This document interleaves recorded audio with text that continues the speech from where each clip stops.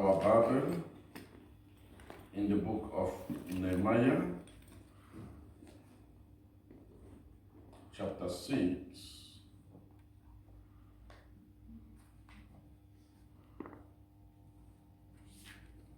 Nehemiah chapter 6, just verse 9. We are talking about supernatural faith, part 9, this morning. And to all our viewers and our listeners, we have been talking about supernatural faith for many Sunday nights. And this morning, we'll be see part 9, supernatural faith. Nehemiah chapter 6, just verse 9. Yes. Are you there, Carol, please? For they all made us afraid, saying, their hands shall be weakened from the work, that it be not done. Now therefore, O God, strengthen my hands. Thank you. Yes. The story of Nehemiah is a very, very strong story. Very precious and very wonderful. We may not have time to see all the different parts of Nehemiah's story. But this morning, I would like to touch maybe one or two. And next Sunday, we'll continue to talk about it. The Bible says that Nehemiah was a Jew, but he was not living in Jerusalem with his people. He was living to another side of the country. He was living to another country, to a foreign land, if we can talk like that. And in that foreign land, God favored him. Like I believe that everywhere you will go, everywhere you will find yourself, like a children of God, like a son of God, God shall favor you. Amen. The Bible says he found favor in that land, and he became a cupbearer to the king. He's the one that was serving the king. He's the one that was looking after the king. So in that country, he have a good life. He have a better life. He have a good position. So he was not worried about his rent or about the job or no. He was stable in that foreign land. So Nehemiah have everything to just turn his back on his people. He have everything that could help him to move forward with his life. But despite of his stability, despite of his wealth, despite of his good job, despite of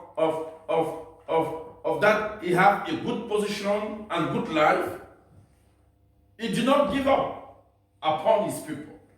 He did not give up upon his country. He did not give up. He refused to give up. And the Bible says, when his brother visited him, the first thing that he asked them, how is our country? How is our city? How is our people? How is the temple of our God in Jerusalem? And his brother tell him, oh, Jerusalem is in totally wrong. Jerusalem has been burned by fire. The temple has been destroyed. The house has been destroyed. The door has been destroyed. The gate has been destroyed. It's nothing left. The fire is everywhere, crying.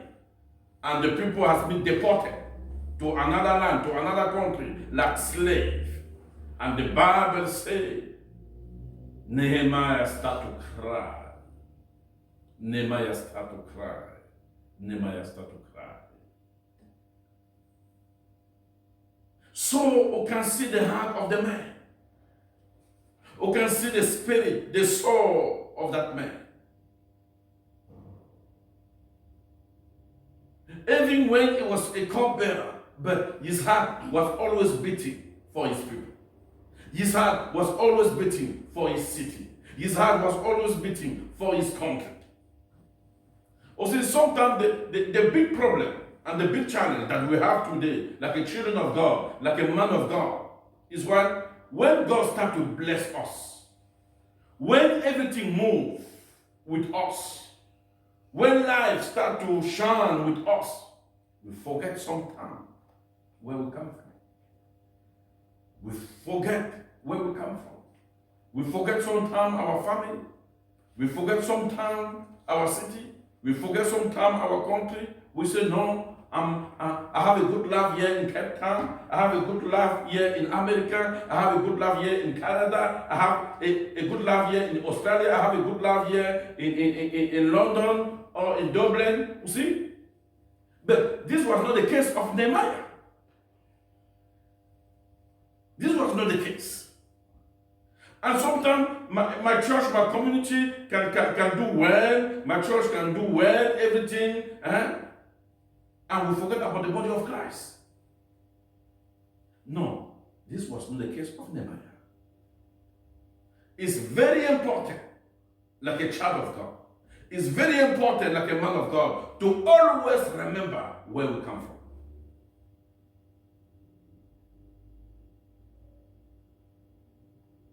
Is very important. God cannot make you a strong leader who cannot go very, very far the way God wants you to go very far if you limited your well-being just around you. If you limited the blessing just around you. If you focalize everything just around you, God will see you like a selfish man. And he cannot use you for a great exploit. If we want to do a great exploit, we need to have a big heart. We need to have a big dream. We need to have a big vision. We need to have the spirit of leadership. We need to have a leadership mind. We need to be like a shepherd, like a father. We need to have the spirit, the spirit that can gather everybody. This was the attitude of Nehemiah. This was his spirit. He was a cupbearer to the king, to another country. He can say, no, I don't care about Jerusalem anymore. I don't care about my country anymore. If all of them, they want to die, they may die. Me, I'm here. I have a nice life here. I have peace. I have joy. I'm the servant of the powerful king in the earth in that time. And I have a good salary. I have opportunity. I have everything. I will just settle myself here and just move on with my life. But this was not his thought. He did not think like that. He did not say things like that. When you are in the church and God is blessing you, what is in your mind? Do you focalize the blessing only around yourself, or you see the entire community, or you see the entire church, or you see the entire body of Christ, the entire body of Christ? It's why us, leader, us, man of God, we not able to go far like God wants us to go far. When God bless you with a car, you think that you already arrived. You see your brother in the road who just passed, who can't stop to greet him, who can't stop to give him a lift. Because you think that you're more important now. You're more important. God bless you with a job. You see another people like nothing. God bless you with a business. We say another people have nothing. God said, no, I can't trust this person with a big blessing. See the case of Nehemiah. He had everything to turn his back on his people. But when his brother visited him, the first thing he asked them, how is the city of our forefather? How is our brother there? How they are living? They have peace, they have joy, they have food. What is their well-being? But when he get the feedback that no, they remain there as crying, they are suffering. Nehemiah started to cry. The Bible says he tear his clothes. He covered himself with sand. Sit down, lay down, and cry for days, for nights. He refused to eat, he refused to drink. Look the heart of somebody that God wants to use. Your heart is tough. Your heart is hard. Your heart is close. Your heart is insensitive. How do you want God to use you with that kind of heart? How do you want God to use you with that kind of spirit? How do you God want to use you with that kind of mind? You want to be a great leader? You want to be a powerful woman of God? You want to be a powerful man of God? But everything starts from your heart. Everything starts from your attitude. Everything starts from the way we do things, from the way we see the thing of God. We need to have a big heart. We need to have a big heart. Have the spirit of leadership. Have a leadership man. Have a leadership dream. Have the leadership vision. Have the leadership character. Have the leadership behavior. It's from there God will use you to fulfill the great thing. And the Bible said the next day when he appeared to the king to serve him, the king realized that he was not well. His face was very sad. The king asked him, what is wrong? He said, no, nothing is wrong, my king. Nothing is wrong, my king. But the king realized, no, something is wrong with you because I never see you like that. You see? It was not a money issue. It was not a food issue. It was not a rental issue. It was not a house issue. It was not a land issue. It was not a farm issue. It was the problem of the city. His heart was crying because of the city of his forefather. The king said, it can be only issue of heart. Talk to me. What do you want? He said, oh, my king, how I can have joy, how I can eat, how I can drink when the city of my forefather has been destroyed. When people is dying every day without Jesus, without salvation, how I can have peace? When the body of Christ is divided, when the man of God, they're killing each other, how I can have peace? When the man of God is fighting each other, how I can have peace? When the children of God, they are fighting each other, they're killing each other, how I can have peace? When the children of God has been killing in India, in Afghanistan, in Mali, in Arab country, how I can have peace, how I can have joy? No. Even if they want to kill all the Christians in India, in Pakistan, in Afghanistan, I don't care. But I have a good congregation here. I have a congregation of 1,000 people, 2,000, 10,000, 20,000, 35,000. I have a tithe of 1 million, 2 million, 3 million, 5 million American dollars every Sunday. I don't care. No! We can't behave like that like a children of God. We cannot change the world. We cannot save the world with that kind of attitude. with that selfish mind, selfish spirit.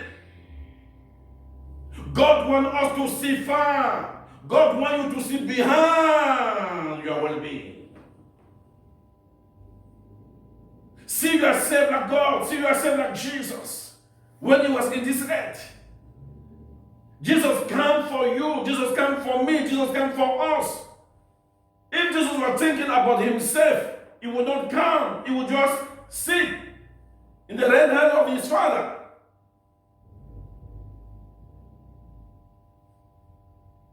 Open your mind. Open your spirit. Have a big heart. Have a big heart. See the body of Christ. See the body of Christ. Don't just see your church. Don't just see your community. Don't just see your congregation. Don't just see your denomination. The children of God is not only the people that fellowship in your church. The children of God is everywhere. Who can help them, who can pray for them, who can fast for them. It's not because your pastor will just need to pray for the people of your church. No.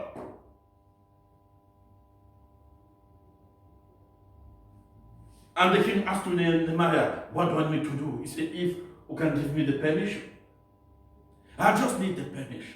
Oh my God. I just need the permission to go back to my country, to go back to my city, and to see how my brother is. What kind of man? What kind of man like Nehemiah? A strong man, a strong leader, a good heart, good man, good spirit. Oh, yes. It's why God used him mightily. He was not a priest like you and me. He was not a prophet like you and me. He did not have any calling for the ministry like you and me. He was not trained to be a pastor, to be a bishop, to be an archbishop. No. But the kind of heart that Nehemiah had made God to use him more than a prophet, more than a priest, and more than a higher priest.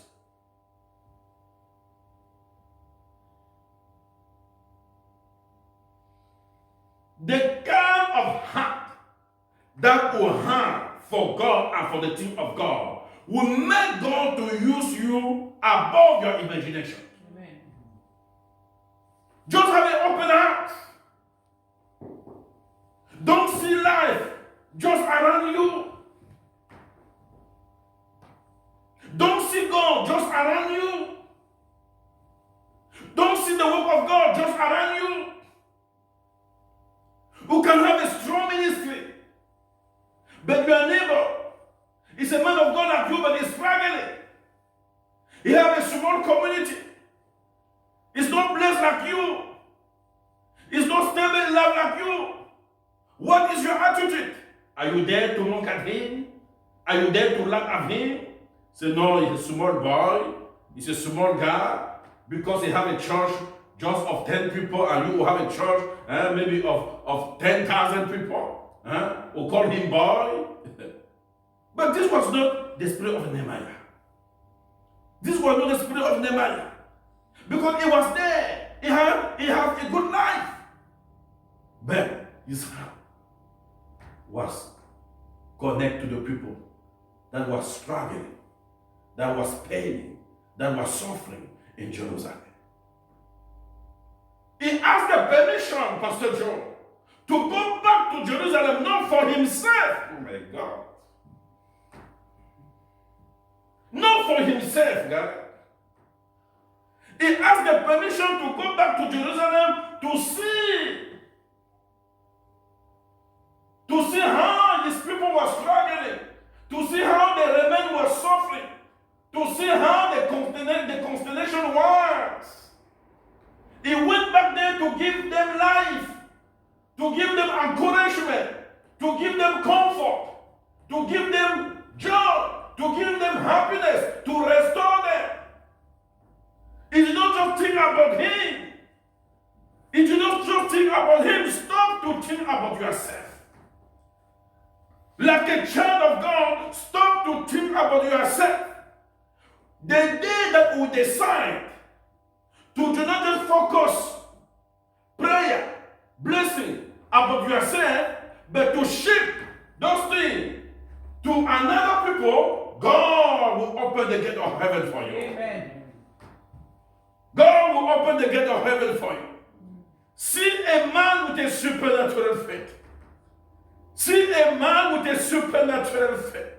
He did not just think about him. He did not just think about his well-being. He did not just think about his position. He did not just think about his future. He did not just think about his wealth, but he think about his people. He think about his people. It's why he was able to take a break from his job, to take a break from his position, to take a break from his relationship with the king, to go back to a city that don't exist anymore. Because Jerusalem was finished, was done. How many lives is also there? Is down, destroyed. The enemy have destroyed many houses, many families, many lives. What is your attitude like a child of God? What is your attitude like a man of God? No, I cannot take break from a job. I cannot take break from my business to look after those that is in pain, that is suffering. No, God cannot do a great thing with you. When you are able to gather $1 million American and you think that is enough for you, God is laughing. Because God can do you more than that. Yes, God can give you, God can bless you more than that. But God wants to see your heart. God wants to see what kind of man you are, what kind of woman you are, what kind of leader you are. You just see yourself, you just think about yourself, or you see far, or you see behind yourself. And when he came to Jerusalem, he see that Jerusalem was in total ruin, in total ruin, in total ruin. Nothing left. Nothing left. He was shocked. He was very, very shocked. He take time, cry, praying, fast. Ask God for direction. Ask God for strength. Oh my God. Ask God for strength. Ask God for strength. Please, have God name. Have God vision. Have the heart of God. If you have the heart of God, if you have the heart of God, God will embarrass you with blessing. God will embarrass you with wealth. God will embarrass you with joy. God will embarrass you with promotion.